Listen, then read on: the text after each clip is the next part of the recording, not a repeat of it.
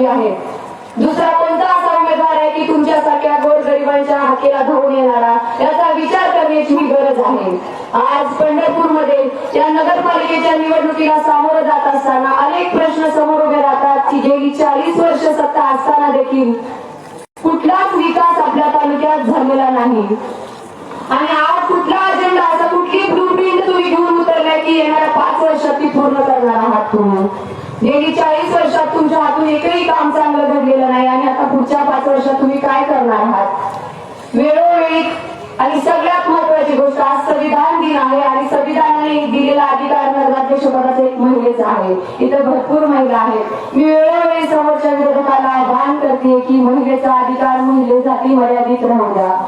समोर येऊन बोला, उमेदवाराला त्यांचे विजन मांडण्याची संधी द्या, पण कुठेतरी उमेदवाराला पाठीमागे ठेवून त्या ताईंचा आवाज दाबण्याचा प्रयत्न, समोरचा त्यांचे मिस्टर असू द्या, लक्ष्मण शिरसट असू द्या किंवा त्यांचा मुलगा विक्रम शिरसट करत आहेत, कुठेतरी हे थांबलं पाहिजे।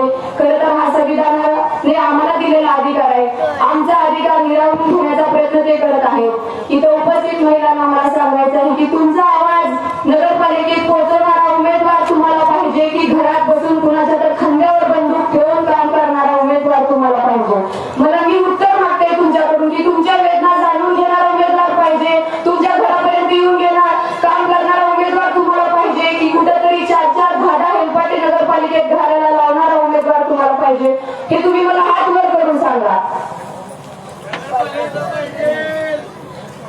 आपल्याला सन्मानाने जगायचं असेल आणि आपला स्वाभिमान जिवंत ठेवायचा असेल तर येणाऱ्या काळात 2 तारखेला मी नगराध्यक्ष पदाचा उमेदवार म्हणून माझा अनुक्रमांक आहे 2, विजयाची खून नंबर 2 आणि संजू दादा आणि साधनाताईचा अनुक्रमांक 1 आहे आणि आपलं चिन्ह आहे रिक्षा।